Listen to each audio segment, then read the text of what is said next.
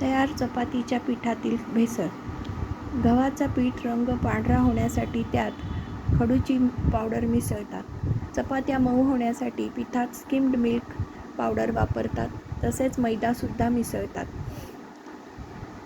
या पिठामुळे पोट दुखणे, अपचन, गॅस, डायरिया, ॲसिडिटी, खोकला, लिव्हर, किडनीच्या समस्या, श्वास घेण्यास त्रास होऊ शकतो.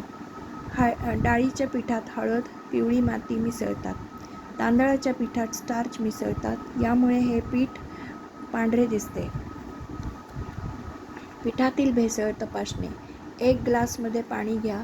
त्यात 1 चमचा गव्हाचे पीठ टाका व थोडा वेळ तसेच राहू द्या. त्यात भेसळ असलेले पीठ पाण्यावर तरंगेल. शुद्ध असल्यास पाण्यात मिसळून जाईल व खाली बसेल.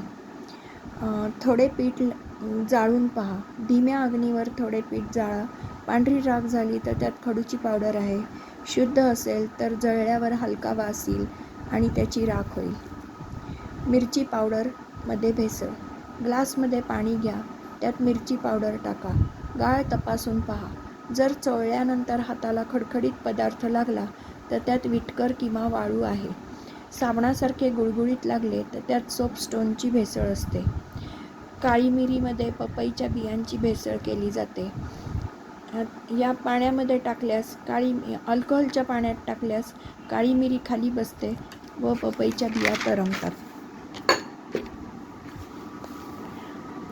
हळदीमध्ये पिवळ्या गंधकाच्या पावडरची भेसळ करतात. पाण्यात दोन्ही वेगवेगळे टाकून पहा. हळदीचे पाणी एकसारखा रंग देते. गंधकाची भेसळ पाणी धुरकट पिवळे दिसते. मिठामध्ये खडूची पावडर मिसळतात. शुद्ध मिठाचे पाणी धुरकट दिसत नाही. मधामध्ये ग्लुकोजची भेसळ करतात. शुद्ध मध लवकर पाण्यात मिसळत नाही. भेसळयुक्त मध लगेच मिसळते.